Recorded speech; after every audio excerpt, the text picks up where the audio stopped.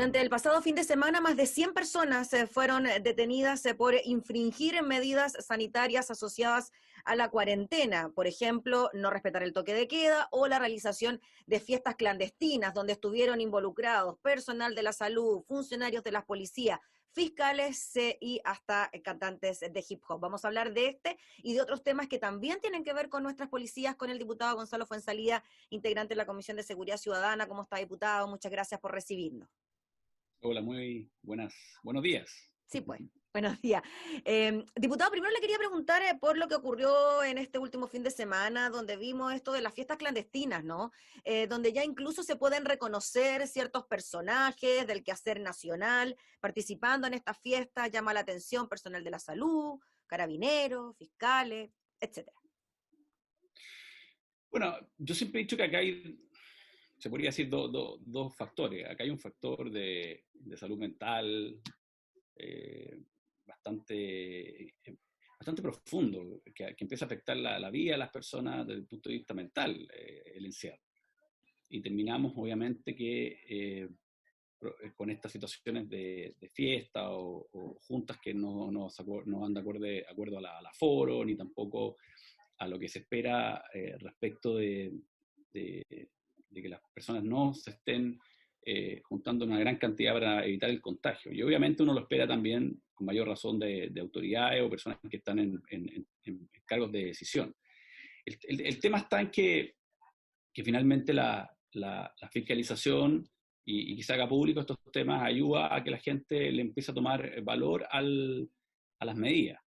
Pero sabemos perfectamente que esto trae, o sea, no hay una medida que no traiga consecuencias. Esto trae consecuencias negativas, el encierro, y trae consecuencias positivas. La consecuencia positiva que es bajar el número de contagios, pero lo negativo, obviamente, que la gente empieza a tener problemas de salud mental graves, ¿no? Entonces, este abrir y cerrar, o esta incertidumbre en la que estamos viviendo, no es fácil, ¿eh? Yo no quiero con esto justificar las fiestas, ni quiero justificar el no respeto a las medidas sanitarias, pero también puedo entender que el encierro obviamente va provocando esto. Ahora, la buena noticia, al menos, o lo que a mí me ha tocado ver en Santiago, es que en los primeros días de encierro había mucha gente en la calle.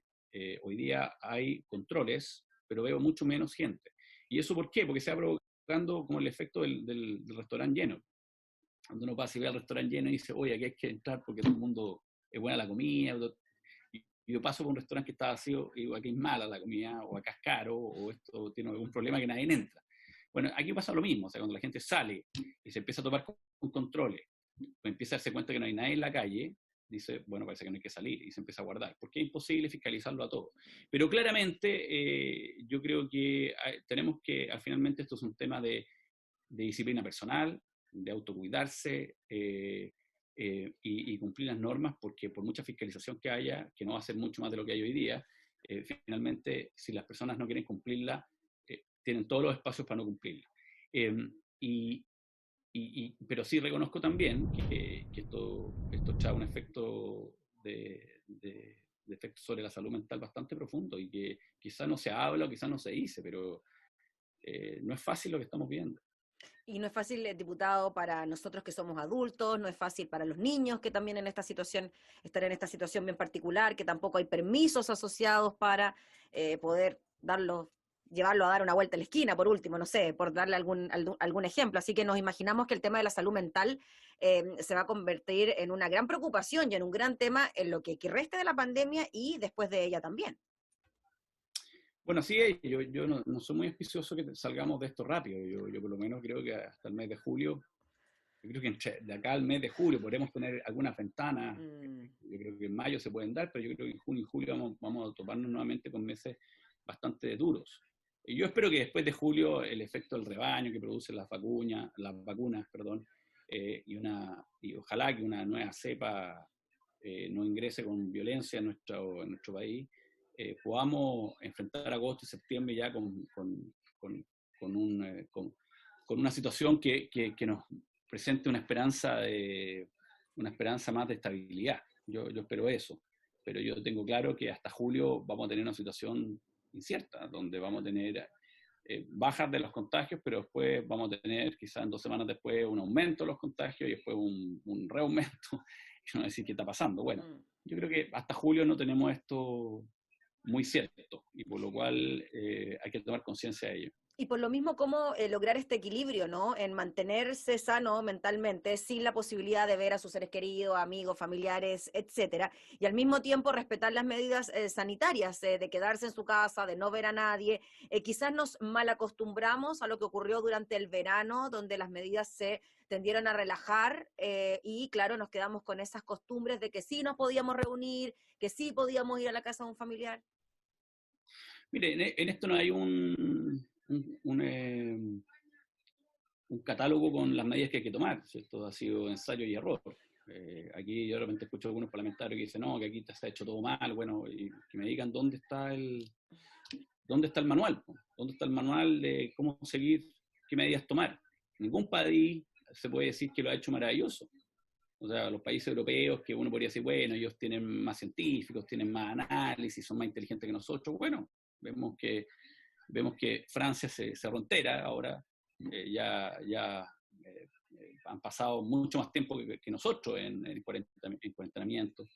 En el caso de Italia, España, Inglaterra se volvió a cerrar, ahora se volvió a abrir. O sea, esta cosa no hay un manual. Y quien tenga la soberbia de decir que esto se hubiera hecho de tal manera o no hubiera pasado esto, nadie lo sabe. El tema está en que cuando en el verano también hubieron cuarentena. Y también hubieron comunas que retrocedieron a fase 1. O sea, en el sur de Chile, por ejemplo, Pucón, que es una comuna muy turística, estuvo cerca de 2 semanas o 3 semanas en fase 1, cerrada. Entonces no es así que esto se dejó libre y todo el mundo salió. Obviamente que Santiago estuvo mucho más libre y la gente se relajó. También la llegada a la vacuna ha hecho que la gente también se relajó, porque se puso una vacuna, se puso las 2 dosis y ya cree que está listo. Todo eso obviamente que produce una distorsión, pero la verdad es que también en esto no se puede enfrentar si no hay espacios de apertura, porque si hubiéramos estado encerrados desde el año pasado y nunca no hubiéramos abierto, eso tampoco hubiéramos dicho que se hubiera solucionado esto y posiblemente estaríamos con otros problemas. Hoy día tenemos una realidad bastante más violenta.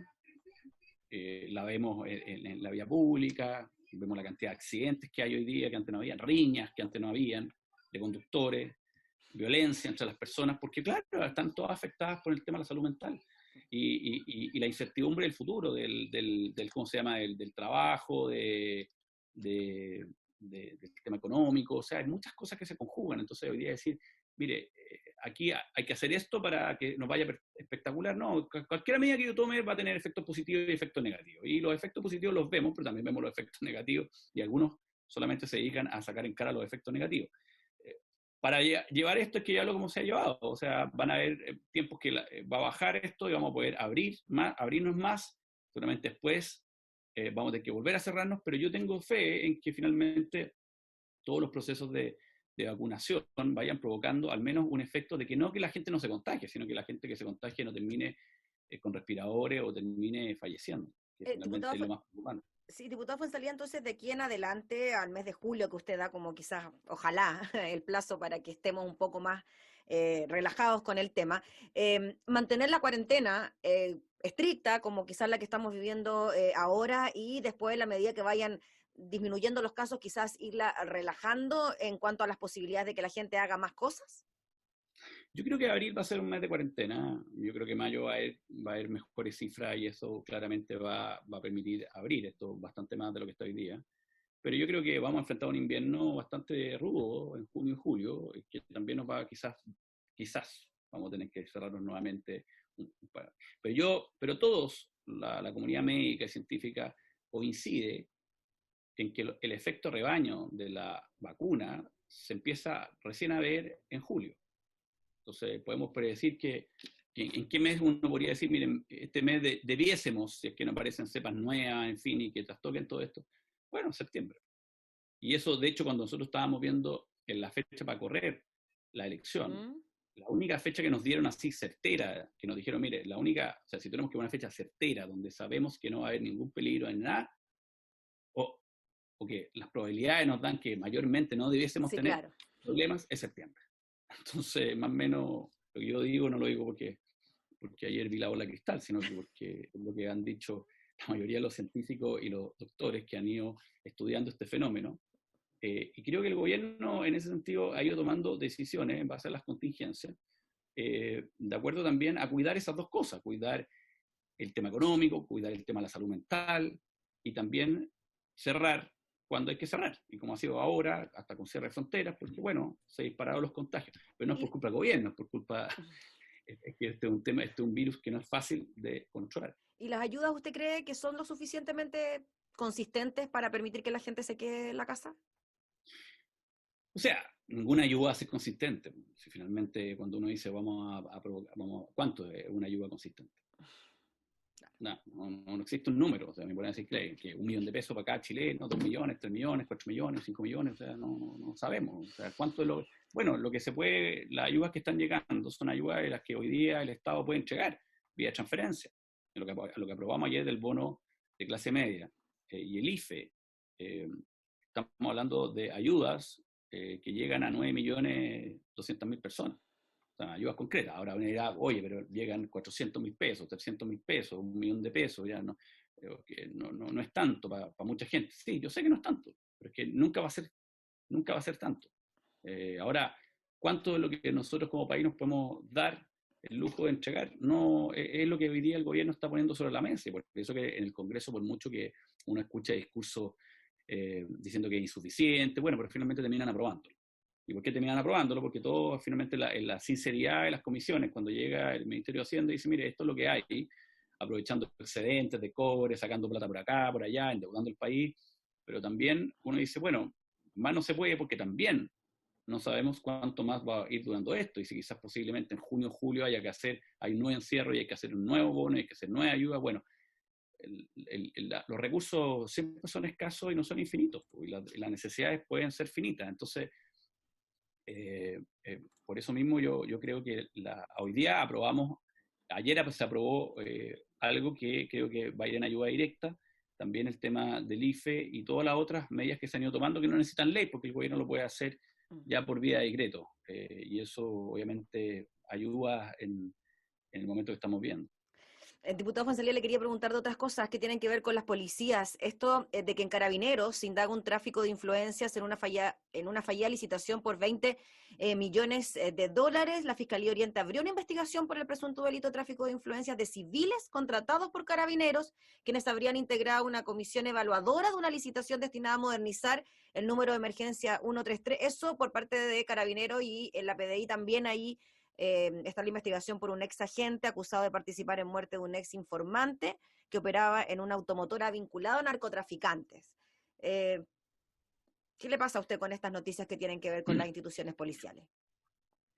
Yo creo que de ser así, porque todo esto son investigaciones, hay que tener mucho ojo con todo esto, porque de repente a mí me preguntan, me dicen, oiga, ¿qué pasa con la denuncia que hay? Bueno, son denuncias, entonces todas las denuncias requieren una investigación y requieren comprobar, como pasaron en algunos casos, en el caso Carabinero con el millonario de Falco, bueno, se acreditó, y hay personas que están condenadas a la justicia, están cumpliendo prisión preventiva, otros en prisión directamente, bueno. Las cosas hay que investigarlas y hay que sancionarlas, obviamente, cuando la investigación arroja que efectivamente no fue una denuncia, una mera denuncia, sino que fue un hecho concreto, porque muchas veces las denuncias también se producen por partes que fueron perjudicadas por una decisión, por ejemplo. No estoy diciendo que este sea el caso, pero pasa mucho que en el mundo público, cuando hay alguien que gana una licitación, que no ganó la licitación, hace una denuncia, producto que habla que hay corrupción, que hubo personas que definieron esto en base a tráfico de influencia, de dinero, en fin.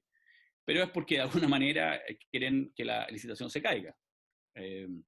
Así como hay bandas de narcotráfico que se denuncian a sí mismas por los territorios. O sea, también uno tiene que tener cuidado con las denuncias, pero por otro lado, digo que una denuncia es grave, esta denuncia, es gravísima, y de ser comprobada, lo encuentro, no voy a decir impresentable porque suena suave, lo encuentro condenable. O sea, personas que, porque ¿sabes lo que pasa? Yo cuando voy a terreno, estoy en terreno y hablamos del tema de la seguridad, e incluso con las policías presentes, uno se da cuenta que a las policías le faltan recursos. ¿Recursos en qué sentido? De repente dicen, mire, tengo 4 autos y hay 2 que están malos, están en el garaje esperando, hubo que comprar unas partes de pieza, pero me conseguí unas plata con unos alguaciles.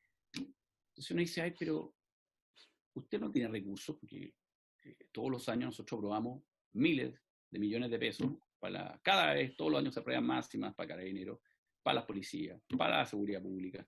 Entonces, ¿cómo es posible que no tenga recursos a granel, o sea, disponibles para poder hacer bien su trabajo y que no ande mendigando con alguaciles o ayuda de la comunidad, que el alcalde tenga que comprar un auto, les tenga que comprar una moto porque ustedes no tienen? O sea, hay algo que aquí no funciona. Entonces, cuando uno ve este tipo de cosas, estas denuncias, que son denuncias, pero que respecto a la licitación del 1-3, 20 millones de dólares, y uno dice, pero bueno, acá hay un problema grave. O sea, si nosotros aprobamos un presupuesto en el Congreso, para que ese presupuesto llegue a las policías, resulta que finalmente no llega a la policía o a lo que debiese llegar porque se va en temas de corrupción, de licitaciones, que obviamente son de mucho dinero y son necesarias, pero en el fondo lo que está pasando ahí es que hay corrupción y la plata no llega a lo que está destinada. Y el 1-3, yo tengo una opinión bastante mala. El 1-3 funciona bastante mal. Sí. Y ahí uno empieza quizás, claro, usted lo dice, se tiene que comprobar la denuncia, la investigación, etcétera.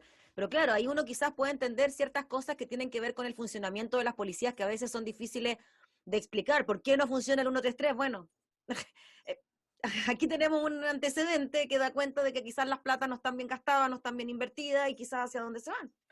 Y bueno, como muestra un botón, digamos. Bueno, por eso mismo nosotros aprobamos un proyecto de ley que está en comisión mixta, entiendo yo, la semana pasada se constituyó, que es sobre la probidad. Y en esa ley de probidad aparece todo un tema de administración de los recursos de las policías que van a intervenir terceras partes, o sea, civiles, por ejemplo, a manejar recursos, va a tener auditoría, o sea, va a tener un manejo bastante más fuerte de lo que hoy día tienen las policías. Porque uno dice, pero ¿por qué las policías tienen que estar administrando recursos? Si finalmente las policías no están entrenadas para administrar recursos, las policías están administradas para prevenir el delito, perseguir el delito, y lo lógico es que personas que no sean del mundo policial sean las que administren los recursos para que sean lo más eficientes y con las más altas fiscalizaciones de la probidad, pues si finalmente es plata a todos los chilenos para que funcione. Entonces ese mayor que está en la comuna, dando la vía con su gente, trabajando para perseguir el narcotráfico, la delincuencia, y resulta que no tiene los medios. Bueno, eso reditúa a los vecinos que llaman y, oiga, carabinero, me están asaltando, es que no tengo auto, porque estamos en un procedimiento y tengo un solo auto. Bueno, a eso a un ciudadano no le sirve, eso es falta de servicio al Estado. ¿Y por qué se produce esa falta de servicio? Por recursos. ¿De dónde están los recursos? ¿Están siendo bien administrados? Y para cerrar, diputado, lo que se habla de la reformulación de Carabineros, de crear una nueva institución, de hasta cambiarle el nombre a los funcionarios. No, yo soy de la teoría que hay que hay que especializar a las policías. Especializar para mí a las policías significa que las policías tienen un área de especialización que de ahí no se mueve. O sea, creo que necesitamos Carabineros tiene que ser una policía preventiva, investigaciones tiene que ser la policía que investiga, que es la que trabaja con la fiscalía, en fin, y tiene que haber una policía de orden público. Y yo creo que esas son las 3 policías más o menos que deben existir en Chile, y cada una tenga una especialización. No tener un mayor que llega a una comuna, lo hace perfecto, después lo mandan a droga, a investigación de droga, después lo mandan de agregado internacional, después lo mandan a tránsito. No, eso no. O sea, tiene que haber, la policía que entra a una policía comunitaria es una policía que se desarrolla en el territorio muy bien. Un mayor que está en una comuna no puede estar 2 años, tiene que estar por lo menos 10 años porque desarrolla todo un contacto con vecinos, redes, conoce la comuna, tiene mucha información. Y cuando lo sacan y llega un mayor nuevo, tiene que partir todo nuevo. Entonces, hay una serie de prácticas que no van para más en un país que es distinto. Pues, este es un país que creció, un país que las ciudades crecieron, la cantidad de habitantes, tenemos mucha migración ilegal más encima. Tenemos también, obviamente, que mucha mayor movilidad. Entonces, hay que enfrentar esto distinto. Por eso lo que hemos hablado en la Comisión Bicameral es que crear un Ministerio de Seguridad Pública dedicado a la seguridad pública y tener unas policías especializadas, una policía preventiva, que debe ser carabinero, una policía judicial o una policía investigativa, que esa es la PDI, pero en todo Chile, y todos los casos, porque finalmente hoy día tenemos 2 policías que investigan, a pesar que la PDI investiga la mayoría, pero también la carabinero investiga. Entonces, aquí hay que arreglar eso y decir, hay una policía que investiga. y una policía de orden público, porque finalmente el orden público tiene una lógica distinta a la delincuencia. La policía de orden público es una policía que se enfrenta a violentistas, a terroristas, a anarquistas, gente que está en contra del Estado, que quiere ponerlo en jaque, que se va a enfrentar, nos vamos a enfrentar muy luego, si es que ya no nos estamos enfrentando, toda la ciberdelincuencia, el hackeo de las cuentas corrientes de los bancos, que es algo que está pasando constantemente, el ciberterrorismo, que nos vamos a quedar un día vamos a despertarnos sin agua, sin luz, sin nada, por ataques ciberterroristas. Y eso va a ocurrir. Entonces, ¿quién va a estar viendo eso? La policía como carabineros preventiva, que está en la comunidad, que está parando el tránsito, que está haciendo servicio extraordinario, que está notificando cosas del tribunal, que está patrullando, la policía de investigaciones que está esperando la orden del fiscal para hacer diligencia. Nadie. Entonces, para eso necesitamos una policía que se preocupe de mantener el orden público con una inteligencia preventiva y que de alguna manera evite que el derecho de algunos que creen que la violencia o sus ideas son las que hay que imponer a una sociedad y lo hacen a través de la violencia pasando por los derechos de todos los demás, se imponga. Diputado, le agradecemos enormemente por el contacto para hablar de este tema. Que le vaya bien y gracias por su tiempo. Vale, que esté muy bien. Cuídese, chao, chao. Era el diputado Gonzalo Fuenzalía hablando sobre las situaciones de confinamiento, resguardo de las medidas sanitarias y denuncias que afectan a nuestras policías.